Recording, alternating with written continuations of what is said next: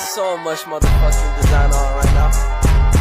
Break it down, bring it back, make it clap. I got 3 old thoughts, new block, where that thing. Bitches on my line, and you know they come straight. Hold up, what it not, 45, scope it cash like, whoa. How you fucking with these hoes up?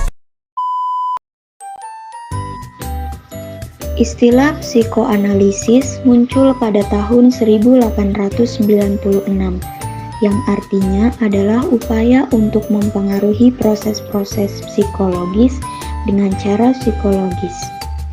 Tokoh yang membangun teori ini yaitu Sigmund Freud.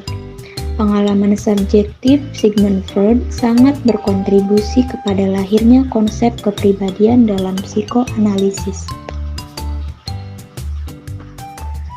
Biografi singkat Sigmund Freud.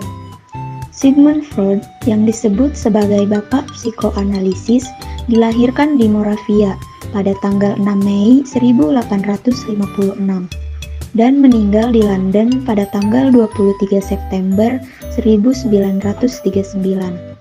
Selama hampir 80 tahun, Freud tinggal di Wina dan baru meninggalkan kota ketika Nazi menaklukkan Austria. Sebagai anak muda, Freud bercita-cita ingin menjadi ahli ilmu pengetahuan.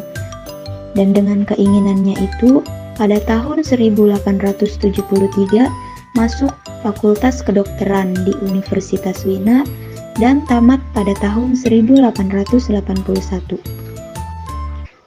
Selanjutnya, manusia dalam pandangan Sigmund Freud. Dalam pandangan Sigmund Freud, manusia sangat dipengaruhi oleh masa lalu. Perilaku dan permasalahan yang muncul pada setiap individu merupakan implikasi proses yang terjadi sebelumnya, terutama pada umur 1 sampai dengan 5 tahun. Freud memiliki pandangan yang suram terhadap kehidupan manusia. Baginya, manusia merupakan korban dari proses yang terjadi sebelumnya, tidak memiliki kemerdekaan untuk memilih, dan hanya pelaksana dari takdir yang telah ditetapkan. Konsep utama psikoanalisis klasik. Yang pertama yaitu insting sebagai kekuatan pendorong dari kepribadian.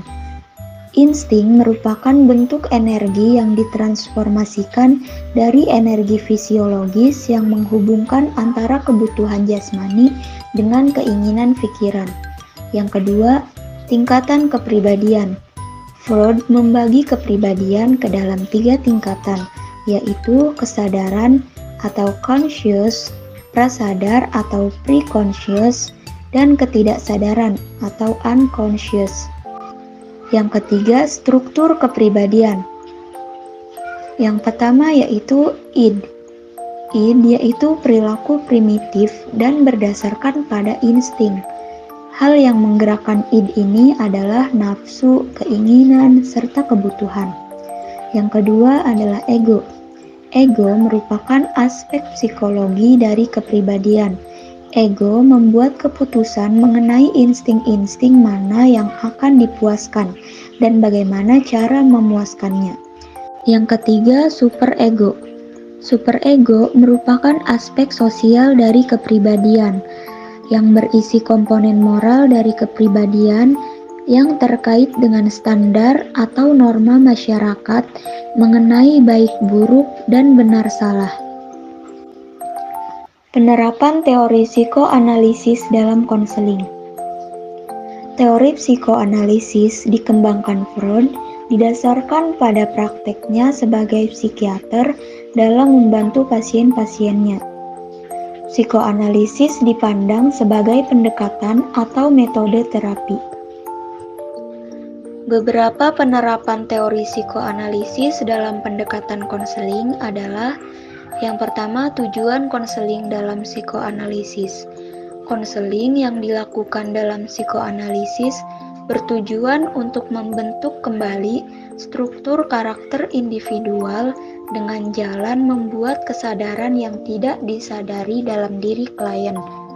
Yang kedua, metode konseling.